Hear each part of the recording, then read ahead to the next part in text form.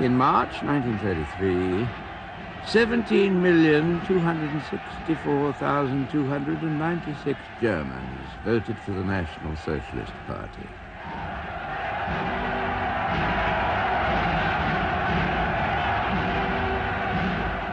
$20,680,000 others cast their vote for Democrats, Communists, Christian Socialists, People's Party, etc., etc. Lack of unity among these parties opposing the Nazis proved fatal. The National Socialist Party was in power.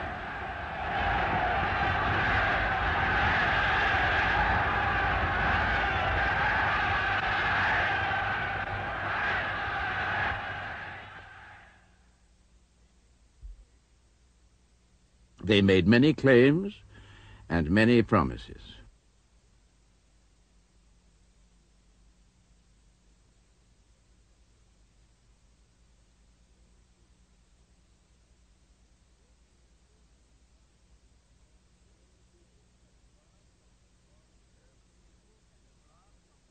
The German people had embarked on that long, incredible journey that led seemingly out of chaos to unprecedented triumph.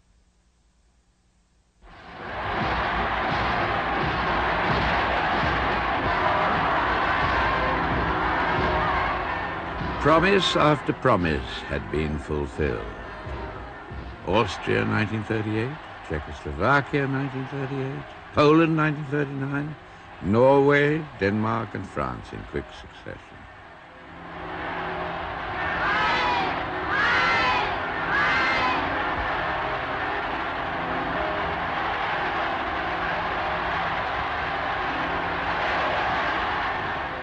A place in the sun at last.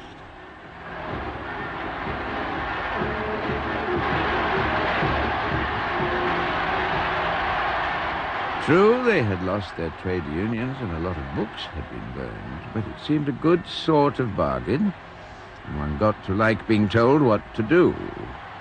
Having one's views prescribed, especially if it meant a vista bright with the promise of grandeur and conquest.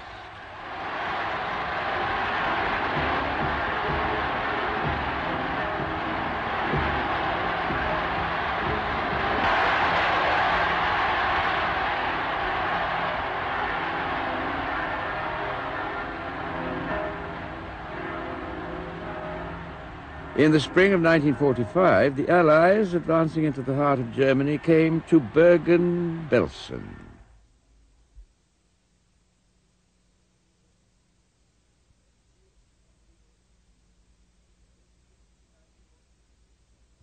Neat and tidy orchards, well-stocked farms lined the wayside, and the British soldier did not fail to admire the place and its inhabitants, at least until he began to feel a smell. It came from a concentration camp, a waste ringed with barbed wire and overlooked by watchtowers. Coming in from the flowering countryside, in spite of the frightful smell, things didn't seem so bad at first. Children smiled through the barbed wire, and women laughed and waved their hands. But Belsen camp was vast, and inside was a different story. They had not eaten for 6 days, and every soldier's stock of food was called into use. Water, too, had been cut off, and so the water cart was the most important thing to arrive.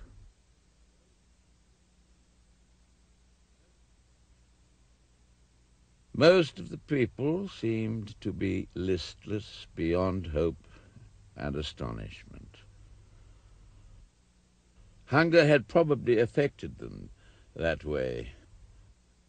We discovered that among this stench of disease and decay was something a bit worse than hunger. Moving vaguely on rickety skeleton legs, they were too ill to eat. how grateful they were for a kindly word or gesture. What misery to live amongst such unmentionable filth, with scarcely the strength to pick the lice which inevitably swarmed over them. They seemed accustomed to the smell and the horror. They had seen all there was to see. Huts were almost impossible to go near. They were full of tangled masses of people who had died slowly and painfully of starvation and disease, writhing in agony, helpless in puddles of excrement.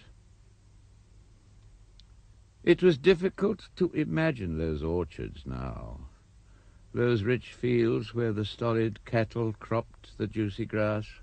For here, a few minutes away, inside the barbed wire, was nothing but filth and death. Dead prisoners hurled out and stacked in twisted heaps.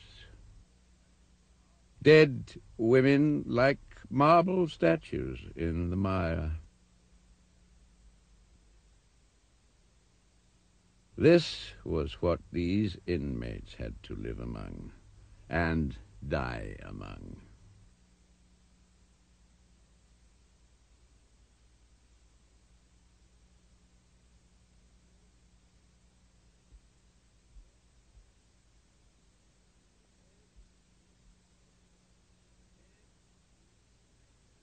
The dead which lay there were not numbered in hundreds, but in thousands.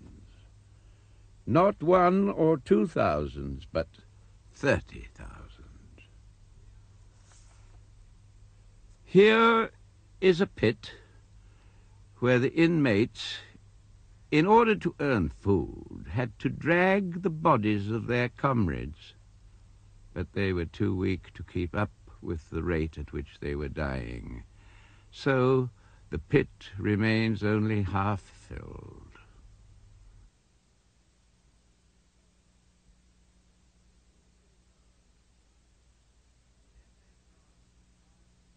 The SS guards in charge of the camp were captured and lined up for examination. Their papers were gone through to confirm their status, their authority, each with his death's head badge, each justified by German law. They were unashamed, well-fed, well-dressed and cheerful. There were women also on guard in Belsen, volunteers who came of their own free will to do their bit.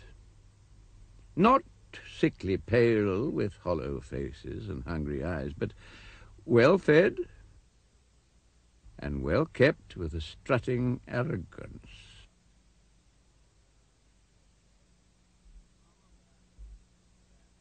The commandant of the camp, Josef Kramer, was removed for trial as a war criminal by an Allied military court.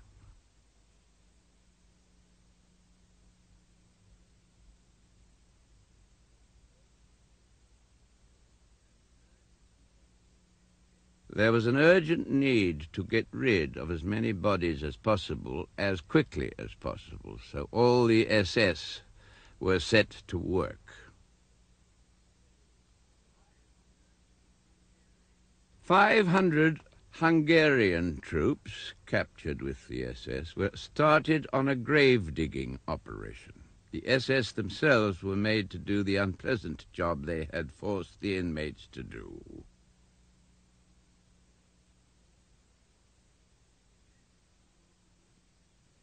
This, after all, was nothing to these men. They, the master race, had been taught to be hard. They could kill in cold blood, and it seemed to the British soldier fit and proper that the killers should bury the nameless, hopeless creatures they had starved to death.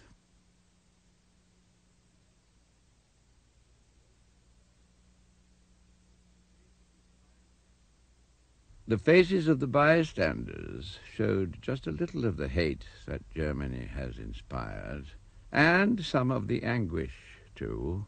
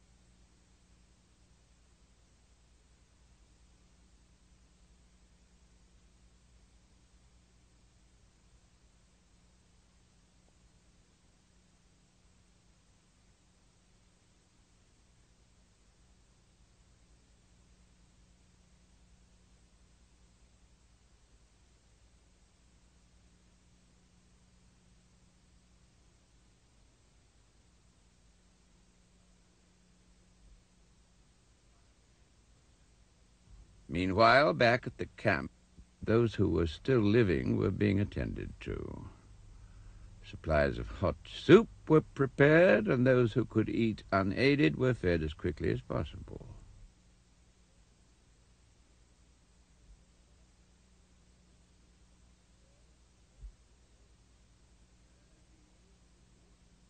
There had been no water supply for 6 days.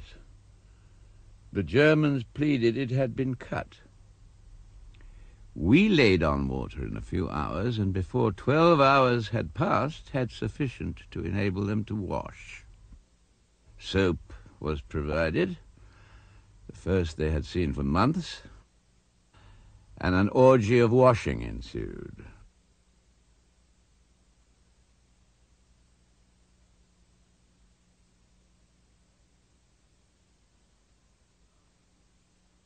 A mobile bath unit was set up and provided hot water for baths. Inmates thought there was a stag at first, expected to be beaten for going near it, probably. But when they learned that the dream was true, hot water.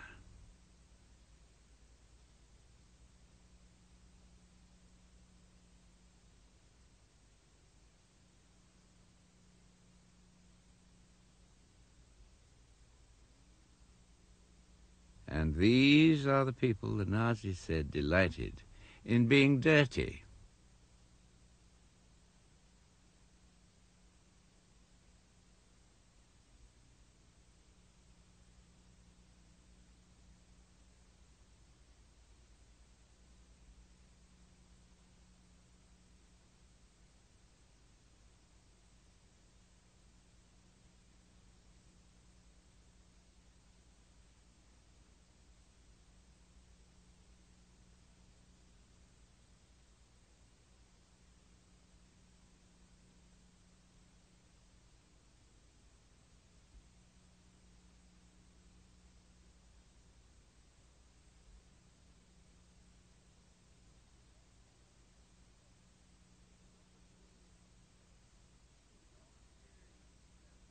But the job of clearing up Belsen was a big one.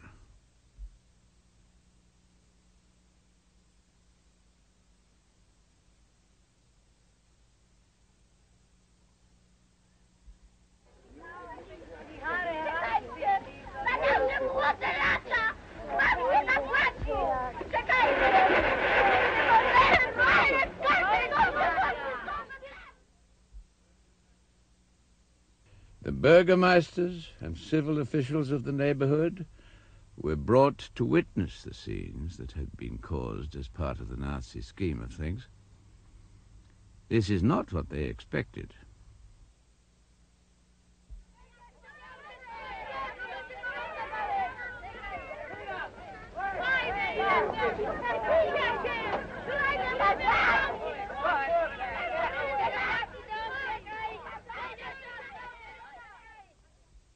It had been happening for years.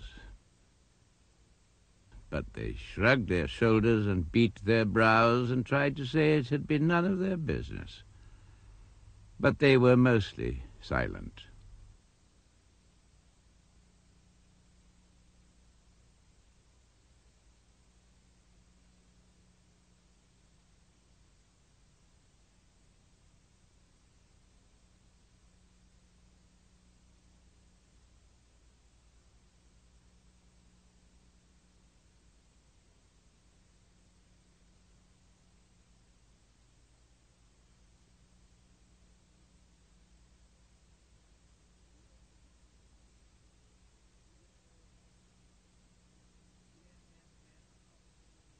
The SS men are not so spick and span now. 7 days of being shouted and cursed at and handling corpses by the hundred are beginning to tell.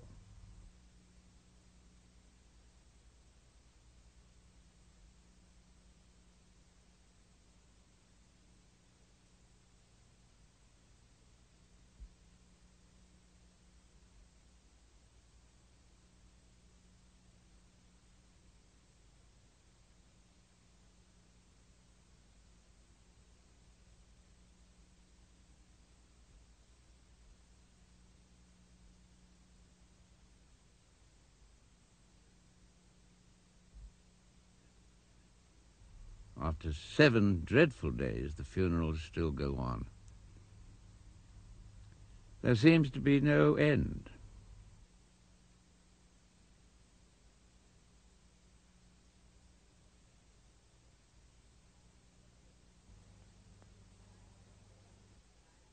Ich heiße Dr. Fritz Klein, bin Arzt seit 1,5 Jahren in Konzentrationslagern, bin geboren am 24. November 88, also 58 Jahre alt, Deutscher aus Rumänien und spreche heute am 24. April 1945. They were given an address by a British officer through a loudspeaker van. Sie, die Sie die Väter und Brüder der deutschen Jugend darstellen, sehen vor Ihren Augen einige der Söhne und Töchter, die einen kleinen Teil der direkten Verantwortlichkeit für diese Verbrechen tragen.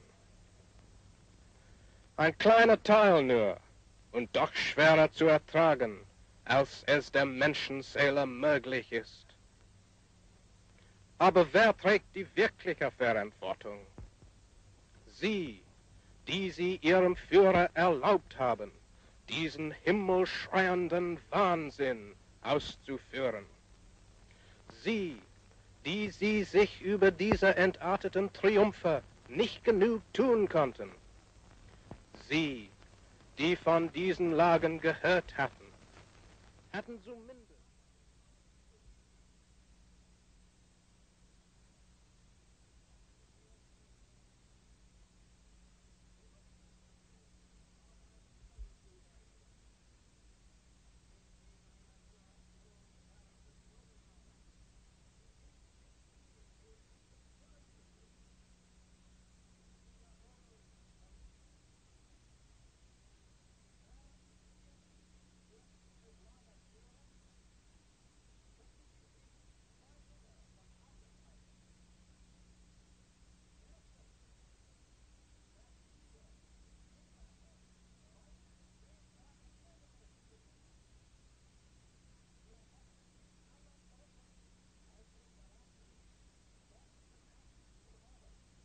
One might ask why all the inmates surviving were not removed out of the camp altogether to a large town, for example, where there would be feeding and housing facilities.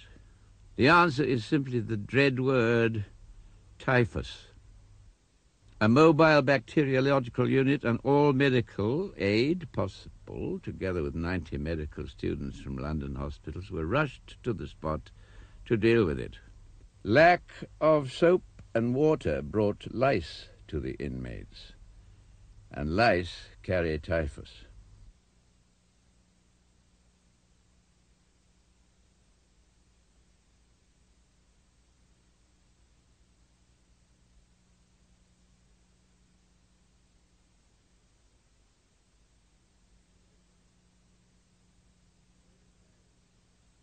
To get rid of typhus, one must first get rid of lice. So contaminated patients were removed from their huts and put through a laundry process.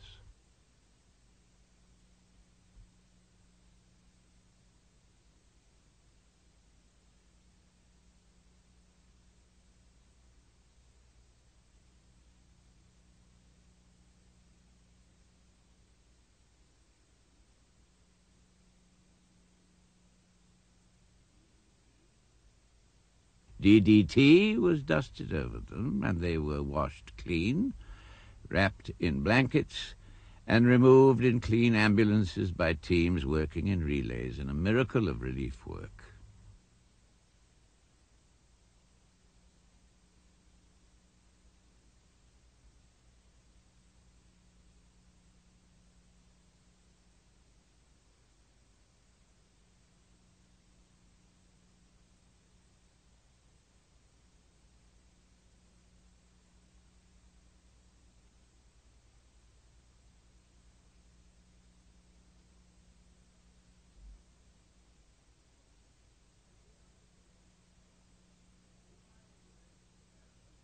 Two miles away from the camp was found a large SS Panzer training school and hospital, well stocked with medical supplies. Strange that these should not have been used by the Germans for the inmates.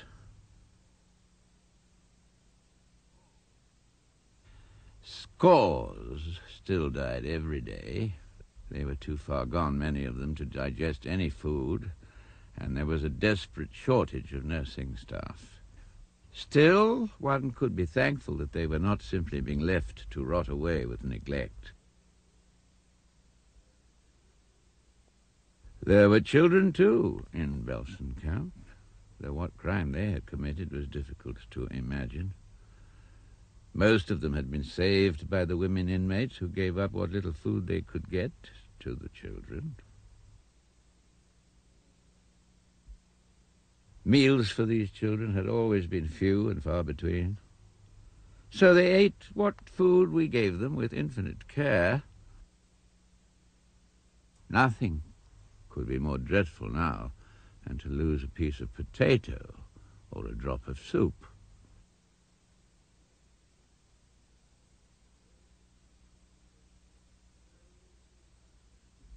Clothes was another urgent problem, so an outfitting department was set up and clothes gathered from shops in the surrounding towns, where soon being tried on and gossiped over, as women love to do.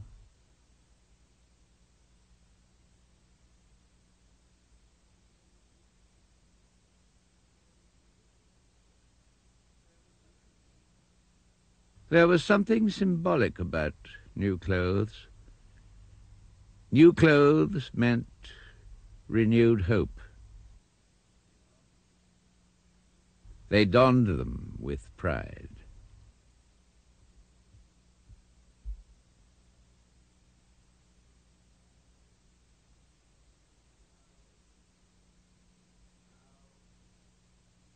Now he can look forward to growing up to useful manhood.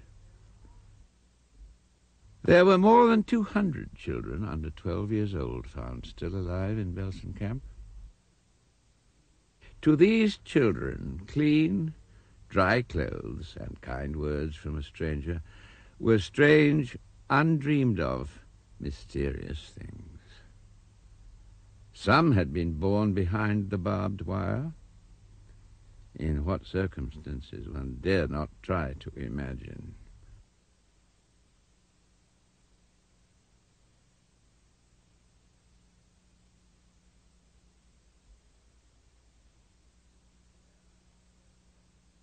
Where are their parents? Here, perhaps.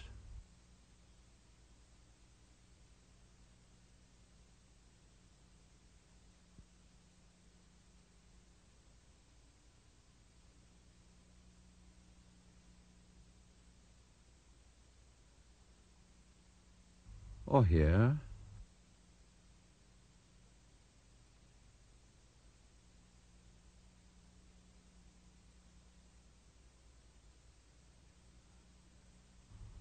Or down here in this pit.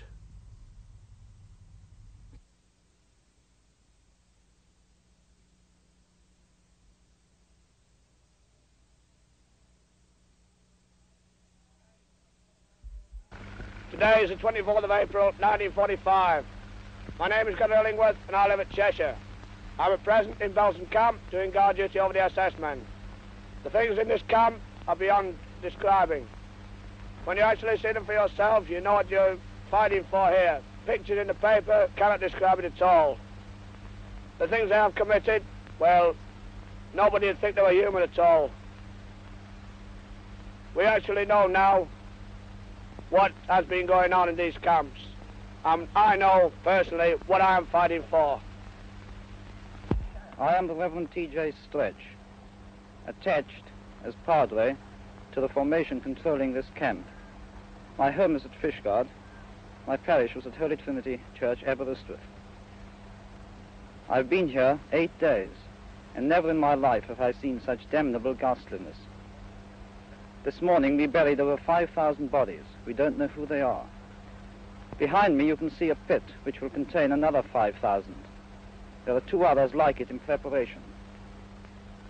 All these deaths have been caused by systematic starvation and typhus and disease, which have been spread because of the treatment meted out to these poor people by their SS guards and their SS chief.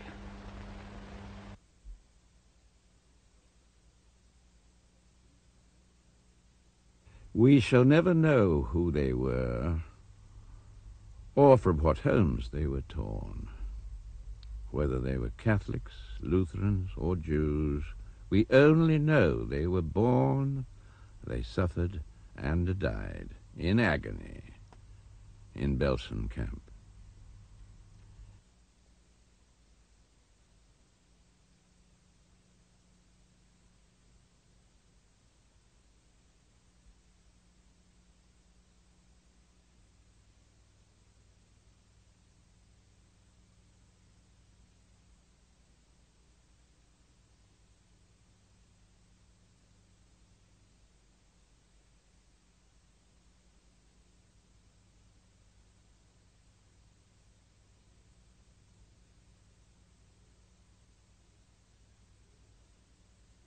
And so they lie, Jews, Lutherans, and Catholics, indistinguishable, cheek to cheek, in a common grave. The living have been taken to a cleaner place.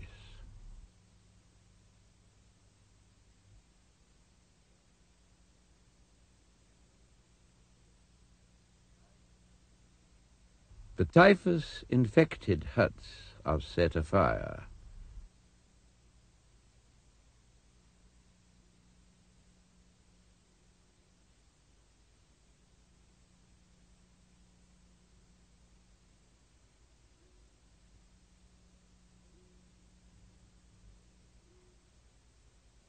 Soon the fire will die, the smoke and ashes will drift away, and grass will cover the place.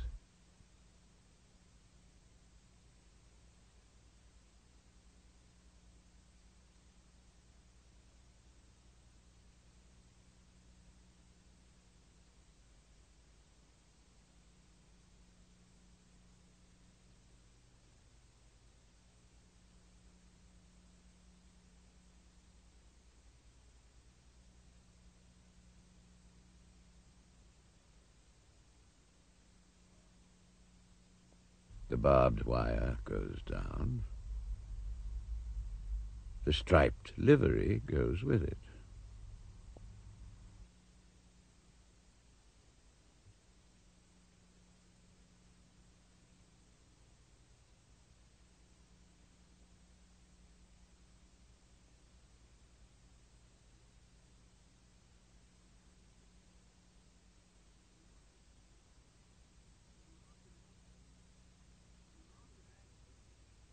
Do not imagine this was the only black spot that was uncovered in Germany. There were over 300 others.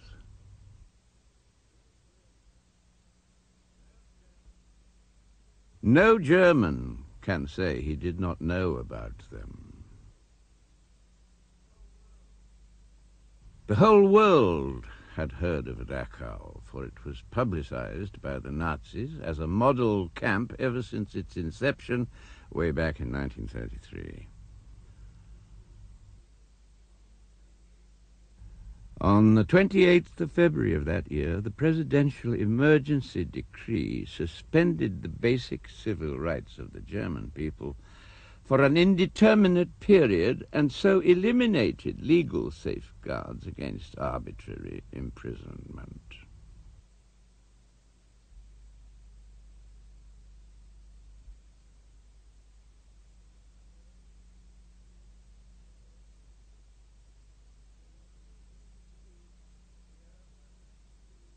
Here were 32,000 men of every European nationality, including 5,660 Germans. From the outside, one might, at a casual glance, have seen nothing remarkable or horrifying, but Dachau was crammed with 3 or 4 times the number it was designed for.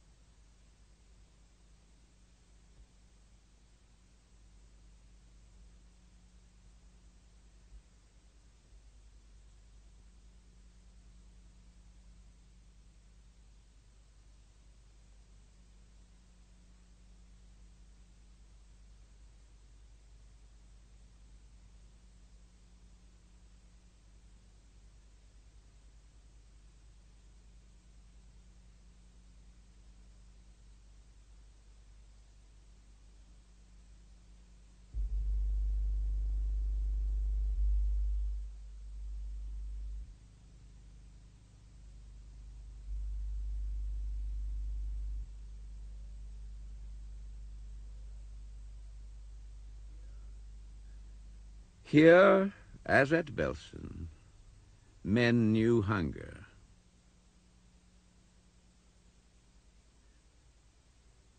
Men became weak. Men fell sick until they died where they lay on the floor.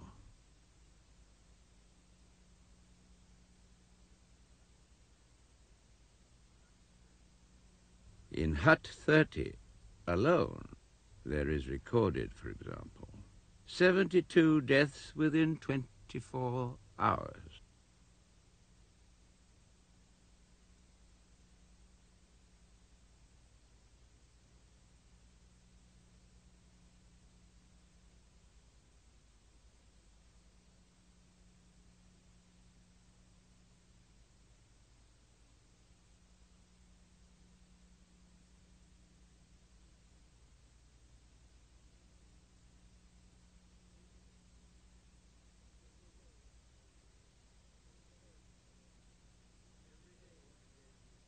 Every day the dead were taken from the huts. Here, as at Belsen, there were many who were too weak to be saved, too sick to eat. Typhus was taking its toll, and truckloads of wretchedness had to be somehow dealt with in the already overflowing hospitals.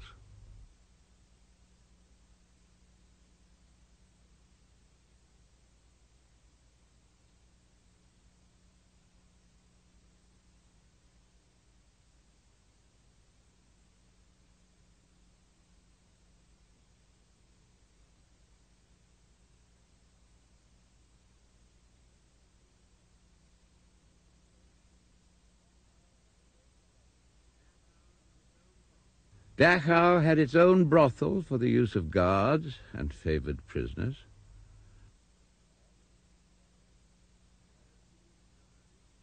As the women died, they were replaced by a fresh contingent from the women's camp at Ravensbrück.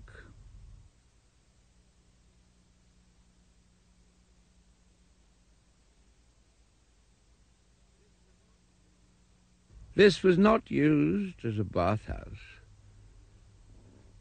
but as a death chamber. Batches of prisoners were marched in here to die.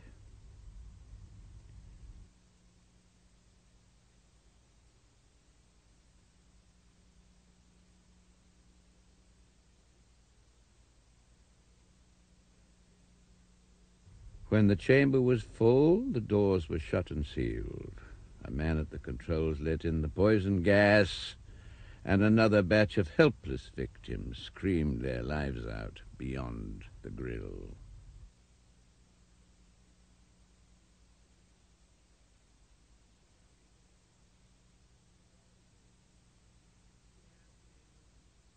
The gas chamber was conveniently placed next to the mortuary.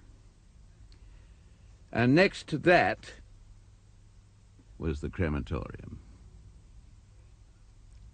These great ovens were constructed exclusively for the burning of large numbers of corpses.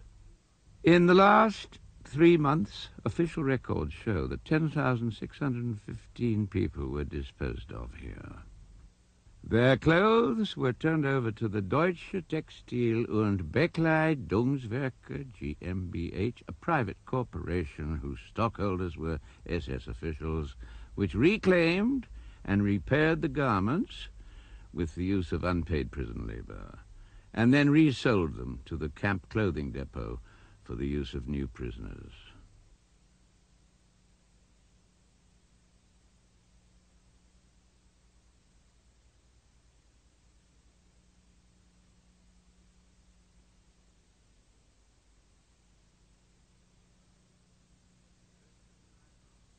The prisoners arrived often in railway trucks, but there had been no hurry to unload this one. They went away, leaving the prisoners to die of hunger and cold and typhus. We found them like this, frozen stiff in the snow alongside a public road. By some miracle, 17 men were still alive. All the rest, about 3,000, were dead. Germans knew about Dachau, but did not care. In Buchenwald, there were about 80,000, of whom 34,000 were employed outside the camp in an armaments factory. During the first week of April, 25,000 were removed by the Germans to other camps because of the approach of the Allied forces. When the camp was liberated on April 13th, 20,000 inmates remained. African Negroes, Albanians, Austrians, Belgians, Brazilians, Bulgarians, Canadians, Chinese, Croats, Czechs, Danes, French, Germans, British, Greeks, Dutch, Italians, Yugoslavs, Latvians, Letts, Norwegians, Mexicans, Poles, Romanians, Spaniards, Swiss, Americans, and Russians. 55,000 of them died because of this place. People were tattooed across the belly with slave numbers and forced to work on starvation diet. People were coldly and systematically tortured.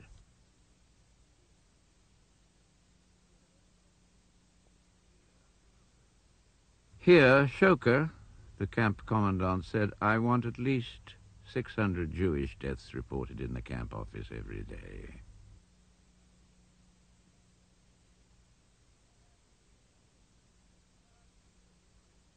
Thugs were appointed as overseers or block leaders.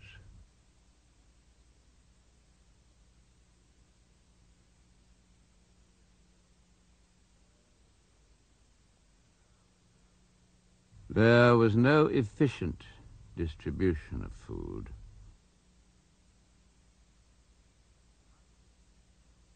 One prisoner collected the rations for 10 or 15 men. Hunger and hopelessness turned some of them into beasts. Sometimes a prisoner carrying rations back to the hut was waylaid and robbed by other prisoners. Sometimes he ate the best part of the food himself. Sometimes he sold it. Corruption was fostered, for it gave another excuse for killing.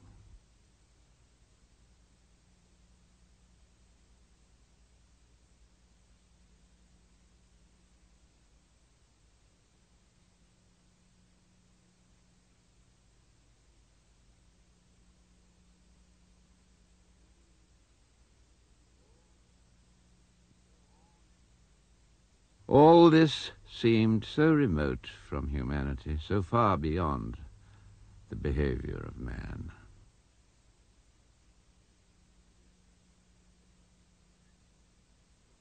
British members of Parliament came and saw and were sick at heart. It had to be seen to be believed.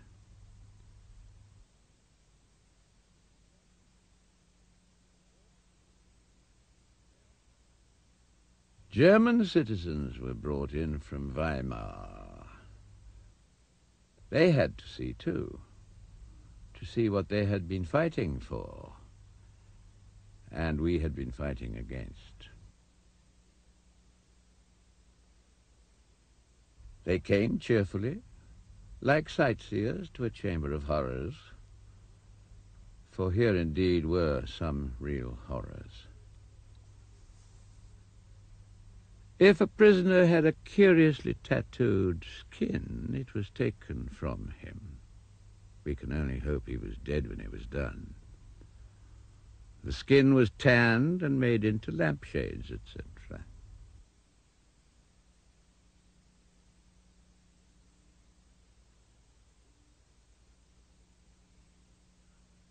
These shrunken heads belonged to 2 Polish prisoners who had escaped and been recaptured.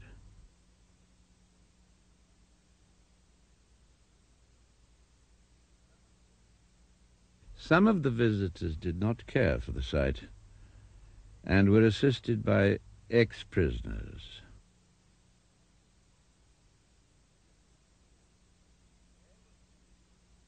Ebonsea is a holiday resort in the mountains. The air is clean and pure.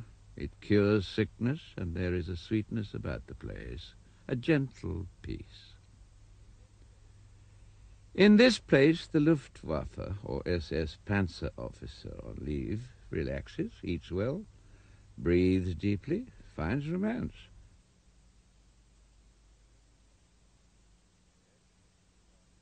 Everything is charming and picturesque.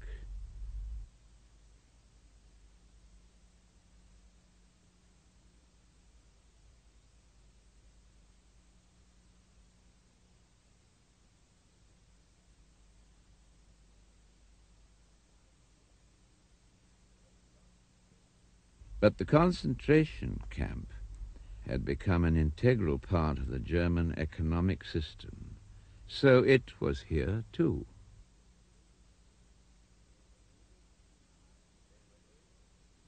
They were able to see the mountains, but what use are mountains without food? Prisoners at Dachau and Buchenwald dreaded being sent here. To them, this place did not mean recuperation, only starvation, tuberculosis through slavery in an underground factory, and finally left to cough one's life out, unaided and crowded in the filth and stench of a hut, unfit for dogs, but for some reason called a hospital.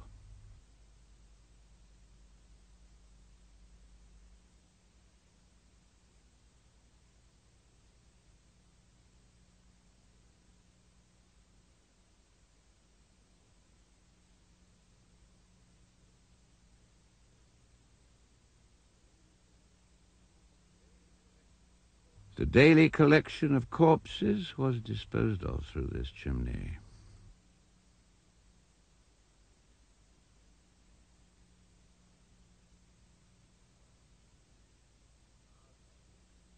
Mauthausen. First used in 1938, this camp was the center of a group of subsidiary camps. 40,000 people had died here since the beginning of the year. Here, the gas chamber held 200 at a time, and the crematorium dealt with 300 per day, every day.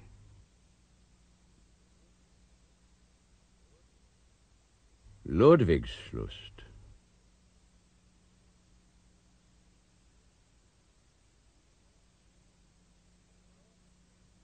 In the north of Germany, it was the same story. The few who remained alive were staggering, on the verge of death.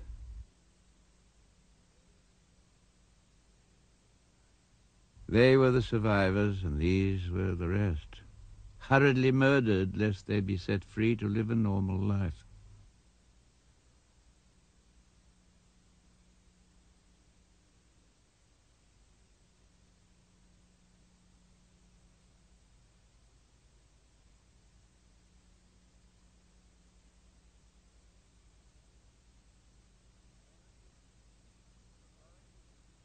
The authorities in the camps took special measures to make sure that a man would neither live normally nor die normally. Neither should he sleep normally. He was surrounded by barbed wire, and he had to sleep on barbed wire.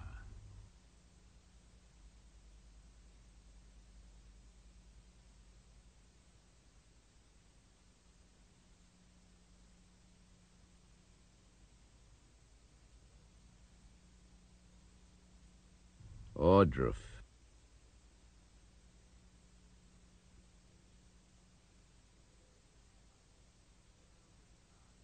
Here was carnage and desolation.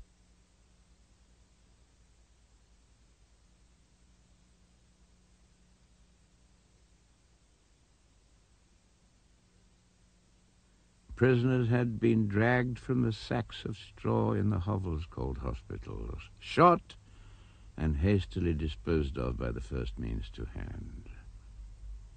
There must have been some feeling of guilt, or presumably there would not have been an attempt to destroy the evidence.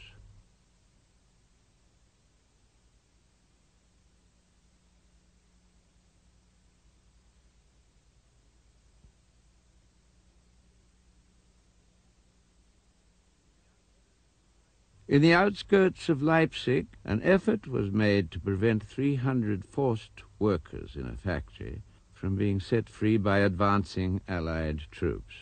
300 were locked in a mess hut and burned. This is where it stood. Some of the desperate, screaming prisoners broke out. Flamethrowers and machine guns were waiting to receive them.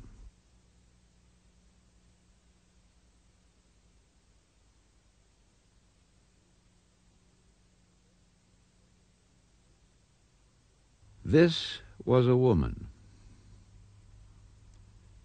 Some almost reached the barbed wire. Some got there and stayed there, for it was electrified. This was a Polish engineer.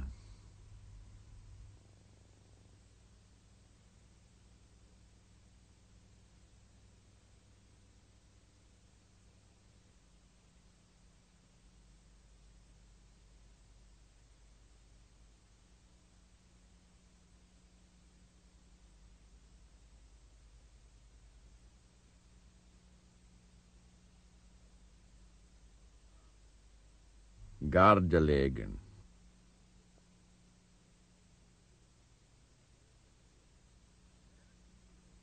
American troops advancing did not know that in this barn the Germans had locked 1,800 prisoners and set burning straw alight to suffocate them.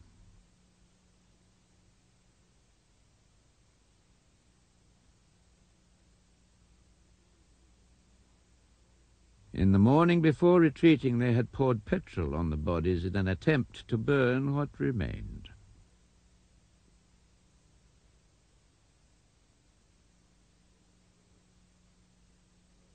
It still smoldered when the American troops arrived.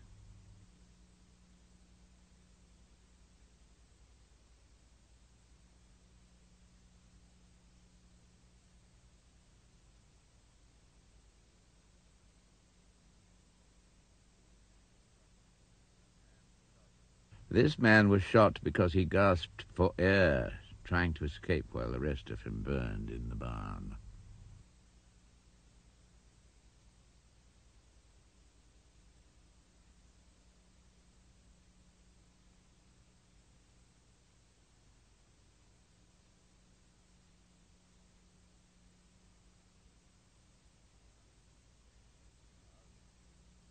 Auschwitz.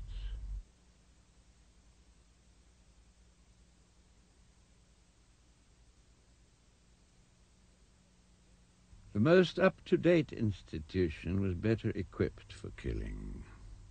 Transports of prisoners from all over occupied Europe were sent for extermination in one of the special Vernichtungslager.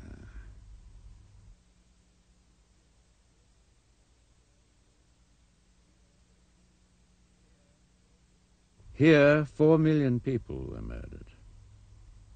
As many men, women, and children as you could pack into a great city.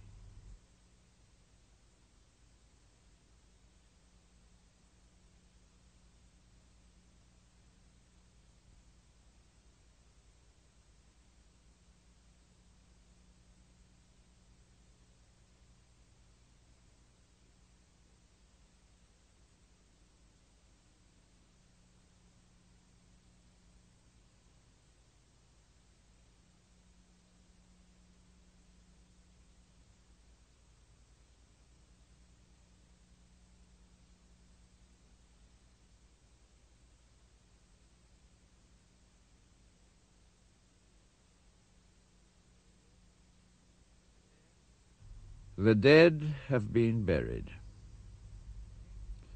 It remains for us to care for these, the living. It remains for us to hope that Germans may help to mend what they have broken and cleanse what they have befouled. Thousands of German people were made to see for themselves, to bury the dead, to file past the victims. This was the end of the journey they had so confidently begun in 1933. 12 years? No, in terms of barbarity and brutality, they had traveled backwards for 12,000 years. Unless the world learns the lesson these pictures teach, night will fall. But by God's grace, we who live will learn